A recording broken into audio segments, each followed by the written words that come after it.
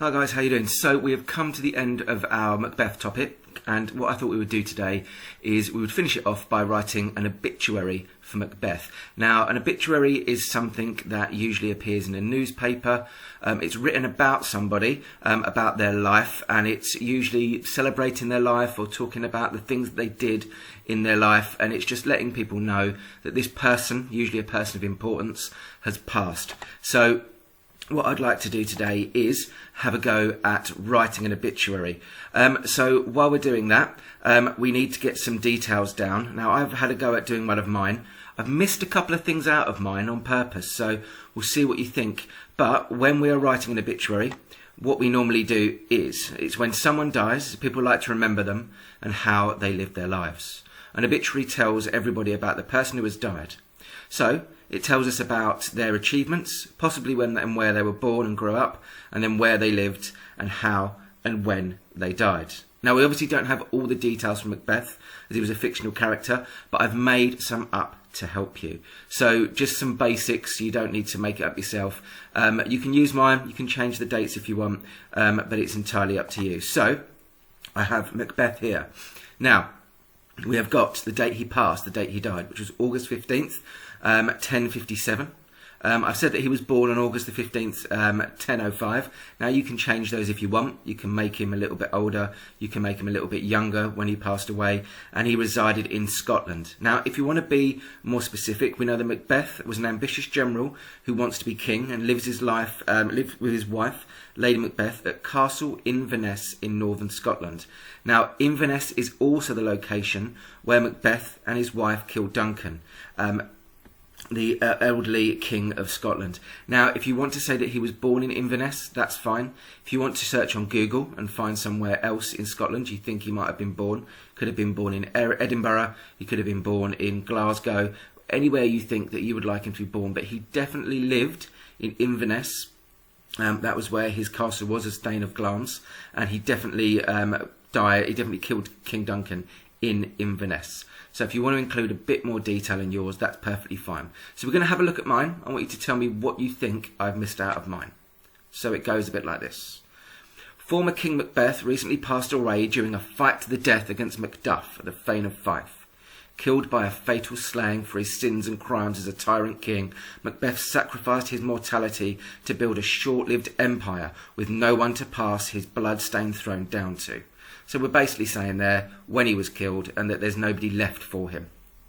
Macbeth is survived by no heirs, heirs being the people that survive him. So you are the heirs to your parents, your children will be your heirs, and so on. And the spirit of his late wife, whom he was easily manipulated by. Now, I've given a bit of opinion there. You might have a different opinion. You can change that. You might not think his wife manipulated him. You might think that actually he did it. Macbeth had the titles of Thane of Glamis, Thane of Cawdor, and later King of Scotland, and was also a war general, defeating the combined Norwegian and Scottish rebel army. Now, you can make up some other wars, but remember, this is around 1030, 1040 this happened, so it's not going to be fighting in a war against places like America. They hadn't been found yet, so it could be European countries, places a bit closer to home. A former valiant and noble warrior, the want for power and the prophecies told by the witches corrupted Macbeth's desires, leading to his early demise. Early demise means early death.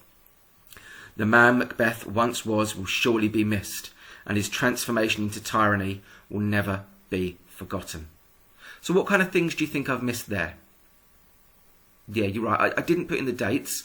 I should have done that. And I also could have included where he was born and included exactly where he died. So if you want to put those in, that's great. Mine's a bit flowery. It's a bit kind of purple prose. I've added a bit of extra kind of oomph into it to make it a little bit more opinionated. If you want to go for straight facts, that's fine too. But just have a bit of fun with it. See what you think. So, what features do we need?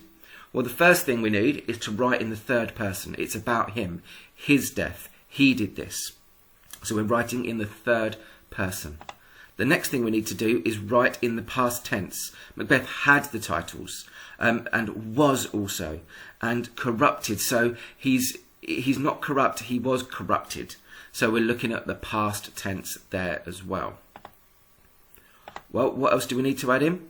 We need to think a little bit about the things we're going to include. So include why Macbeth is famous, Thane, king, warrior, murderer, anything else you want to add into there as well. So why is he famous? Why are we writing this obituary? You also want to include the names of other characters, but you want to keep the focus on Macbeth. So I've mentioned the witches, I've mentioned his wife, I've mentioned King Duncan, I've mentioned Macduff, but I haven't said a lot about them. This is about Macbeth. I suppose the closest detail I've got is Macduff, the Thane of Fife. And, you know, we don't really need any more than that. So include the other characters because they're part of his life and what his achievements or what his infamous acts were. Infamous being acts that, you know, we think that he shouldn't have done. Bad acts. So you're famous for doing good things. You're infamous for doing bad things. Include events that we know from his life. So again, if you want to look back at previous videos, they have got in them the comic strip. They've got in them the things that he did. So if you want to go back and look at the previous videos on the channel, please feel free to do that. That will help you out as well. Include how he died. So I've got this mine at the start, fight to the death against Macduff. So I've included that he was killed by Macduff. So killed by a fatal slaying. Slaying, obviously, killing somebody in battle. And then the grammar. So we need conjunctions to link the points. We've done loads of work on conjunctions, so we should know our conjunctions, also known as connectives. And then adverbials to link paragraphs and points. Adverbs usually change the verb or the noun, and we've done loads on those. A lot of the times end in ly, but not always. And then you can add an adverbial phrase. So, when we're looking at this, these were a range of words that could be used for an obituary. How many could we use for Macbeth? World-renowned? Probably not. Not at that time. Brave? Yeah, we could use brave. Popular?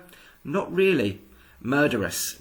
Definitely. So have a look at some of these words that we could use. Tyrannical is a great word. Tyrannical, someone being a tyrant, means that they did whatever they wanted and went for their goals, and they didn't care who got hurt in kind of doing it.